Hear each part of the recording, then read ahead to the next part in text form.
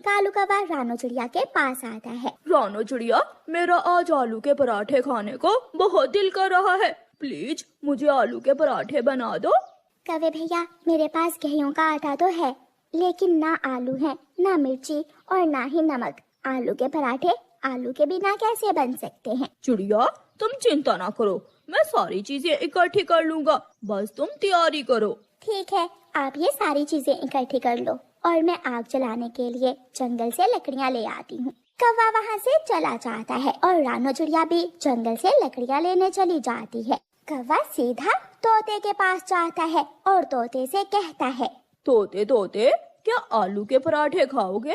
आलू के पराठे का सुनकर तोते के मुंह में पानी आ जाता है, क्योंकि तोते को भी आलू के पराठे बहुत पसंद थे। हाँ हाँ, मैं जरूर खाऊंगा। तो फिर जल्दी से जाओ और कहीं से मिर्ची ढूंढ कर ले आओ, फिर मैं तुम्हें आलू के पराठे खिलाऊंगा। ठीक है, मैं अभी जाता हूँ। मैं नदी पर बैठकर तुम्हारा इंतजार करूंगा। तोता मिर्ची लेने चला जाता है और कौवा वहाँ से कबूतर के पास जाता है और कबूतर से कहता है, कबूतर कबूतर, क्या तुम आलू के पराठे खाओगे? हाँ, लेकिन वो कैसे? कौन खिलाएगा मुझे आलू के पराठे? मैं खिलाऊंगा, लेकिन अगर तुम कहीं से आलू ले आओ तो फिर ही मैं तुम्हें आलू के पराठे खिला सकता हूँ। मैं आलू के पराठे खाने के लिए कुछ भी कर सकता हूँ। मैं अभी किसान के खेत से आलू लेकर आता हूँ। ठीक है, मैं नदी पर बैठकर तुम्हारा इंतजार कर रहा हूँ। कबूतर आलू लेने चला जाता है और कौवा नदी पर चला जाता है। मैं सबसे अक्लमंद हूँ। अब काम करेंगे तोता और कबूतर, और आलू के पराठे चिड़िया से बनवा कर मैं खाऊंगा। कौवा ऐसे हंसता है। तोता उड़ते उड़ते किसान के खेत में पहुंच जाता है। वहाँ पेड़ के पीछे कबूतर भी छुपा बैठा था। कबूतर दोस्त, तुम यहाँ क्या लेने आए हो? मुझे कालू कौवे ने आलू लेने भेजा है, वो आज मुझे आलू के पराठे खिलाएगा। और मुझे कौवे ने मिर्ची लेने भेजा है, उसने मुझसे भी आलू के पराठे खिलाने का वादा किया है। इसका मतलब आज हम दोनों कौवे के घर दावत उड़ाएंगे। फिर थोड़ी देर बाद तोता किसान के खेत से कुछ लाल मिर्ची तोड़ लेता है और कबूतर आलू के पौधे को जमीन से निकालता है। उस पौधे के नीचे बड़े बड़े आलू। कबूतर आलू उठाता है और तोता मिर्ची। वो दोनों वापस नदी पर पहुंच जाते हैं। कौवा नदी किनारे सोया हुआ था। कौवे कौवे उठो, देखो हम मिर्ची भी ले आए और आलू भी। अब जल्दी से हमें आलू के पराठे बनाकर खिलाओ। मैं भूल गया, मेरे पास तो नमक भी नहीं है। मैं घर जाकर आलू साफ करता हूँ और तुम दोनों नमक ले आओ, जल्दी आना। ठीक है, हम यूं गए और यूं आए। तोता और कबूतर पहाड़ों से नमक लेने चले जाते हैं और कौवा आलू और मिर्ची लेकर घर चला जाता है।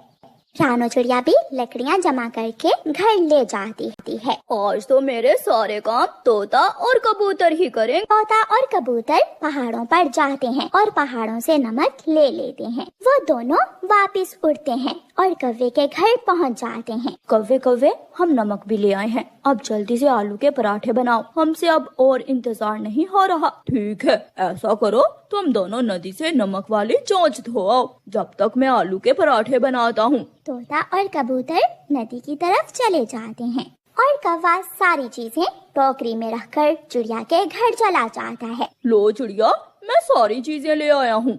चिड़िया कौवे के पास टोकरी में आलू, नमक और मिर्ची देखकर हैरान हो जाती है। कौवे भैया, आज तो तुमने कमाल कर दिया। मैं सोच रही थी कि तुमसे ये काम नहीं होगा। मैं अब बहुत मेहनती हो गया हूँ। आलू के पराठे बनाना शुरू करती है। चिड़िया चूल्हे में आग जलाती है।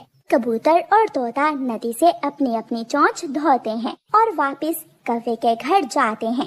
लेकिन कौवा तो घर में नहीं था। अरे ये क्या, कालू कौवा तो घर में नहीं है। ना आलू है और ना ही मिर्ची, इसका मतलब वो कौवा इस बार फिर हमें उल्लू बना गया।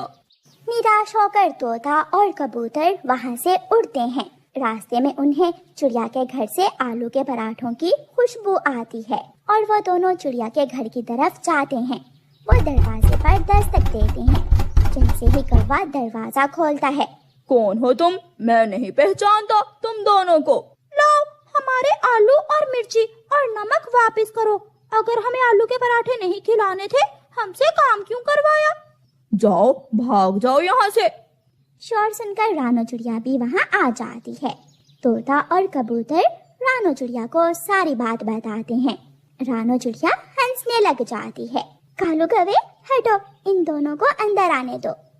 चिड़िया तोते और कबूतर को भी घर के अंदर ले जाती है और आलू के पराठे बनाकर सबको देती है। तोते और कबूतर, एक बात तो है, कालू कौवा सबसे सियाना है। हमेशा अपने काम दूसरों से करवाने का कोई ना कोई नया तरीका ढूंढ ही लेता है। फिर वो सब मिलकर आलू के पराठे खाते हैं।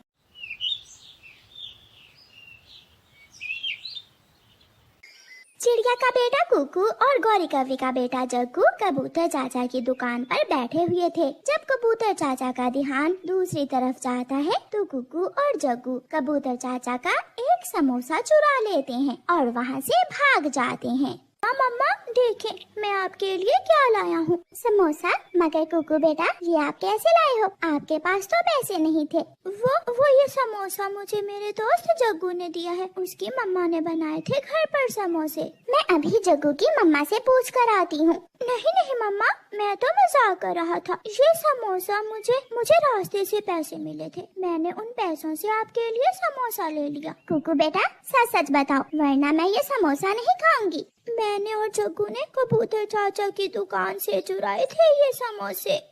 तो अब बोला सच मेरे बेटे ने। बेटा, चोरी करना बुरी बात होती है। प्रॉमिस करो, फिर कभी चोरी नहीं करोगे। फिर मैं ये समोसा खा लूंगी। मम्मा प्रॉमिस। फिर मम्मा चिड़िया वो समोसा खा लेती है। जग्गू बेटा, ये समोसा तो बहुत स्वादिष्ट है। मम्मा, जब कबूतर चाचा का ध्यान दूसरी तरफ गया तो मैंने चुरा लिया था ये समोसा। जग्गू बेटा, क्या था अगर 2 चुरा लेते? मम्मा 2 ही चुराए थे, एक कुकू ले गया। जग्गू बेटा, अगर चोरी करना तो चोरी की चीज दूसरों को ना देना। मेहनत से की हुई चोरी की चीज अपनी मम्मा के लिए ही लेकर आना। ठीक है मम्मा। गौरी कौवी अपने बेटे को चोरी करने पर मना करने की बजाय और भी हौसला बढ़ाती है। मम्मा, मैं अपने दोस्तों से खेलने जा रहा हूँ। याद है ना बेटा कि चोरी नहीं करनी? हाँ मम्मा, याद है। अपने घर से निकलता है। जग्गू भी आ जाता है। कुकू चल, आज तोते मिठू के बाग से आम चुराने जाते हैं। यार जग्गू, मैंने अपनी मम्मा से वादा किया है कि अब कभी मैं चोरी नहीं करूँगा। कौन सा वादा? चल तू, हम कौन सा मम्मा को जाकर बताएंगे। मगर मेरी मम्मा मुझसे पूछती हैं और मना करती हैं चोरी करने से। माफ करना दोस्त, मैं अब तुम्हारे साथ चोरी करने नहीं जा सकता। कुकू वहाँ से चला जाता है और जग्गू अकेला ही मिट्ठू तोते के बाग से आम चोरी करने निकल जाता है। जग्गू बाग में जाकर जी भरकर आम खाता है। वहाँ कोई भी ना था और 2 आम अपनी मम्मा के लिए लेकर घर वापस जाता है। मम्मा देखें, आज आपका बेटा आपके लिए आमों की चोरी करके लाया है। अब तो मेरा बेटा कामयाब चोर बनने ही वाला है। मिठाइयाँ, फल, सब्जियाँ और दाना सब चोरी करेगा मेरा शेर जग्गू। दोनों माँ बेटा आम खा लेते हैं। मम्मा, आज फिर जग्गू मिठू अंकल के बाग से आम चुराने गया था। उसने मुझे भी कहा आम चुराने को, मगर मैं नहीं गया उसके साथ। वहाँ टोकरी में आम रखे हुए हैं। मैंने अपने बेटे के लिए चोरी के नहीं, मेहनत की कमाई से आम लिए हैं। मेरे बेटे, जो भी चीज खाने को दिल करे मुझे बता दिया करो। उस जग्गू के बच्चे के साथ बात भी ना किया करो। ऐसे ही जग्गू का हौसला बहुत बढ़ जाता है। वो तो चोरी करना अब बहुत आसान समझता था। रोज की तरह आज फिर जग्गू कबूतर चाचा की दुकान पर बैठा हुआ था। जग्गू जैसे ही कबूतर चाचा की जलेबी चुराने लगता है, कबूतर चाचा उसे देख लेता है। चोर। कबूतर शोर मचाता है और जग्गू को पकड़ लेता है। अब तेरी माँ आकर तुझे बचाएगी। कबूतर जग्गू के 2 थप्पड़ लगाता है। बुलबुल, जाओ इसकी माँ को बुला कर लाओ। बुलबुल जाती है और उसकी मम्मा को बताती है। हाय, मैं मर गई, मेरा जग्गू चोरी करते पकड़ा गया है।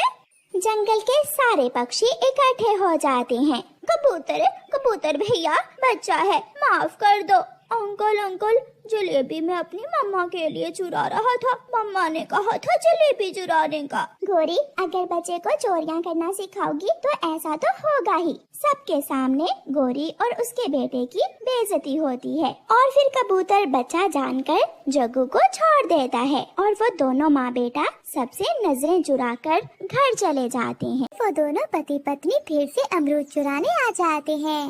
गौरी, आज तो बाग का मालिक जाग रहा है, आज कैसे अमरूद चुराएंगे? कालू, तुम इंतजार करो, सुबह से रखवाली कर रहा होगा ये तोता। देखना थोड़ी देर में सो जाएगा ये मोटी चोंच वाला। फिर वो दोनों कभी वहीं बैठे इंतजार करते हैं। मिठू तोता भी थक गया था।